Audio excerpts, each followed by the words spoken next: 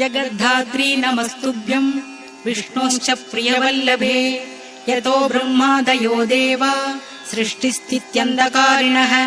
नमस्तुलसी कल्याणी नमो विष्णुप्रिये शुभे नमो मोक्षप्रदे देवी नमः सम्पत्प्रदायिके तुलसी पातु मां नित्यं सर्वाभत्योऽपि सर्वदा कीर्तितापि स्मृता वापि पवित्रयति मानवम्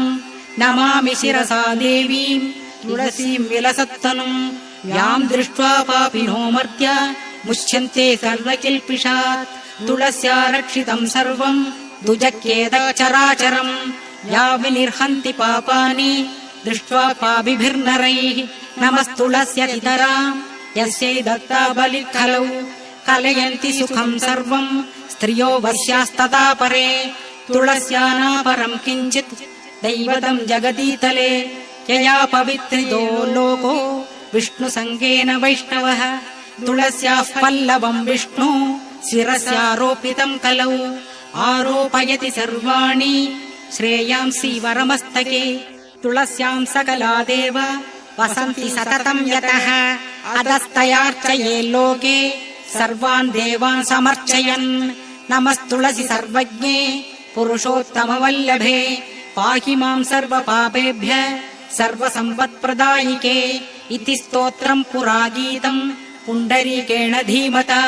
विष्णुमर्चयतां नित्यं शोभनैस्तुलसीदलैः तुलसी श्रीमहालक्ष्मी विद्या विद्या यशस्विनी धर्मा धर्मानना देवी देवदेव मनः प्रिया लक्ष्मीः प्रियसखी देवी द्यौर्भूमिरचलाचला षोडशैतानि नामानि तुलस्या कीर्तयेन्नरः लभते सुधरां भक्तिम् अन्ते विष्णुपदं भवेत् तुलसी श्रीभूर्महालक्ष्मीर् पद्मिनी श्रीहरिप्रिया तुलसी श्रीशकिशुभे पापहारिणि पुण्यते नमस्ते नारदनुते नारायण मनः प्रिये जगद्धात्री नमस्तुभ्यं विष्णोश्च प्रियवल्लभे यतो ब्रह्मादयो देवा सृष्टिस्थित्यन्धकारिणः नमस्तुलसी कल्याणी नमो विष्णुप्रिये शुभे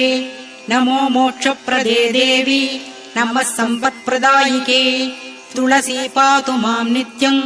सर्वाभत्योऽपि सर्वदा कीर्तितापि स्मृता वापि पवित्रयति मानवम् नमामि शिरसा देवीं तुलसीं विलसत्तनुं यां दृष्ट्वा पापिनो मर्त्य